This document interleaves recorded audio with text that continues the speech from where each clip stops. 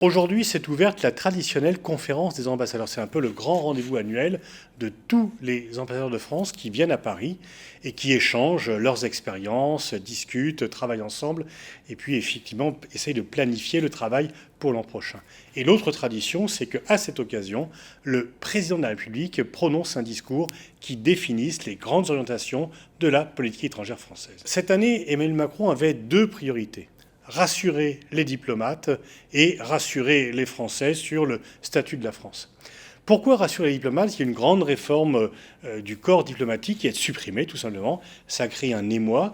Pour la première fois depuis très longtemps, les diplomates ont fait grève. Alors, ça ne bloque personne, mais enfin, c'est quand même assez important. Et donc, Emmanuel Macron voulait les rassurer, dire qu'il comptait toujours sur eux. Et il n'a pas été avare, effectivement, en compliments. Il a dit: le succès de la présidence française de l'Union européenne, c'est votre bilan. Vous pouvez être fiers de ce que vous avez accompli collectivement.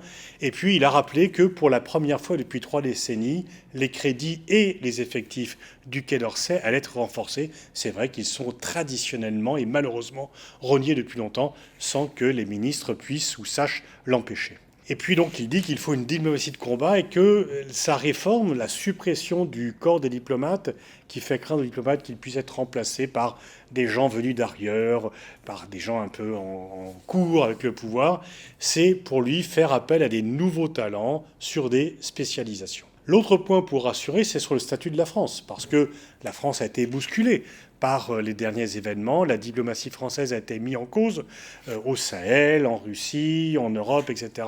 Mais Emmanuel Macron a martelé que le concept de souveraineté européenne, qui suscitait le scepticisme au départ, est désormais mieux établi en Europe, au moment où on doute un peu quand même de l'Europe par rapport aux événements qui se passent et par rapport à sa dépendance aux États-Unis. Au point, dit-il, que le chancelier allemand l'a repris en son compte. Il a répété que l'armée française était la première armée européenne, donc c'était un peu un discours pour rassurer les diplomates, les Français. Un discours d'un président à l'heure actuelle ne peut pas être entièrement rassurant, parce que les événements sont graves et qu'ils affectent la France. Emmanuel Macron a déclaré que jamais les événements de la scène internationale n'avaient autant d'incidence sur la scène nationale et que jamais la scène internationale n'avait été aussi fracturée, ce qui a bien sûr des conséquences. Il a déclaré, c'est quelque chose qui est largement admis, que la scène géopolitique future sera structurée par la rivalité entre les États-Unis et la Chine. On sait que les États-Unis, depuis notamment l'élection de Biden, nous poussent à les rejoindre dans une coalition des démocraties contre l'axe des pays autoritaires. Macron s'oppose un peu à cela. Il déclare que bien sûr, la Chine est un rival systémique, mais que nous devons continuer à dialoguer avec elle parce qu'il y a des sujets qui se traitent avec elle, notamment entre autres le dérèglement climatique, mais que nous avons une alliance avec les États-Unis, nous partageons ces valeurs, mais que nous ne devons pas être vassalisés par les États-Unis et que la France ne doit pas être sommée de choisir entre la Chine et les États-Unis. Et ce terme de vassaliser est revenu à 3 ou 4 reprises dans son discours. C'est donc quelque chose sur lequel il veut insister au moment où on voit bien que l'influence américaine sur les pays européens est plus forte que jamais depuis le début de la guerre en Ukraine. Donc refuser une politique de confrontation avec la Chine dans la zone Indo-Pacifique, mais refuser également les politiques d'hégémonie ou les atteintes à la liberté de circulation. Par la suite, Emmanuel Macron a défini 3 invariants. Alors, le premier, c'est le respect de la souveraineté des peuples et de l'intégrité territoriale des États. Là-dessus, il a quand même admis, c'était le moins qu'il puisse faire, que les pays occidentaux n'avaient pas toujours été, dans le passé, respectueux de ce principe. Deuxième invariant, c'est que la diplomatie n'est pas faite pour parler uniquement avec ceux avec lesquels on a de bonnes relations.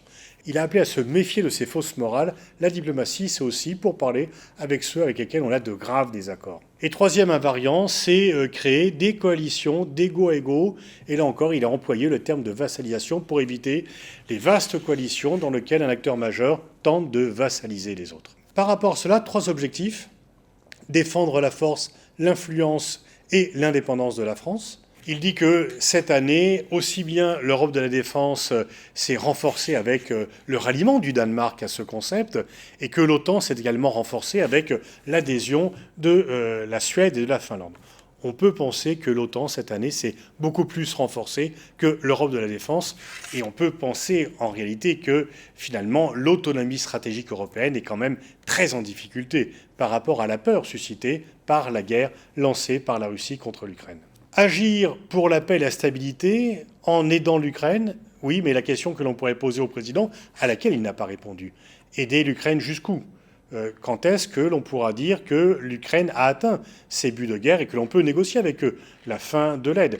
Est-ce que c'est reconquérir tous les territoires perdus depuis le 24 février? Est-ce que c'est être en position de force pour négocier? Ou Zelensky récemment a dit aller jusqu'à récupérer la Crimée. Le président a également dit que sa priorité était de maintenir la cohésion européenne. Mais on l'a vu d'ailleurs avec la demande de restriction des visas pour les Russes, la France et l'Allemagne étaient réticents, ils ont dû céder à la Pologne, aux Pays-Baltes, à la Finlande également. On voit bien que la cohésion européenne aujourd'hui se fait parfois au prix d'accepter de suivre les demandes de pays qui sont beaucoup plus radicaux que nous. Et on voit sur certains sujets que maintenir la cohésion européenne se fait peut-être au prix d'accepter de la part de la Pologne ou des Pays-Baltes des choses que nous n'aurions pas acceptées en d'autres temps. Il faut donc se préparer à une guerre longue, effectivement, cela semble le cas, et résister à la partition du monde qui vient. Et là, le président a fait écho à la réalité désagréable pour les Occidentaux, c'est que dans le monde non occidental, les pays sont partagés, ne veulent pas choisir entre Moscou, Pékin et Washington, et de très nombreux pays se sont abstenus sur la condamnation de la Russie. La plupart, si ce n'est tous, ont refusé de prendre des sanctions contre Moscou. En conclusion, dit le président, il faut se préparer à penser l'impensable. La guerre contre l'Ukraine était impensable, le Covid était impensable, et peut-être que d'autres événements impensables vont surgir, et donc il faut s'y préparer. Il a regretté à la fin de son discours de n'avoir pas été complet, c'était plutôt un clin d'œil, ça a duré 2 heures quand même, discours assez long. On sait que le président aime les discours un peu longs. Parfois, peut-être qu'un discours plus concentré aurait pu avoir plus de souffle plutôt que de vouloir aborder l'ensemble des sujets. Emmanuel Macron, en difficulté, veut faire preuve de volontarisme. Il faudra voir si, dans les semaines qui viennent, les actes suivront les paroles.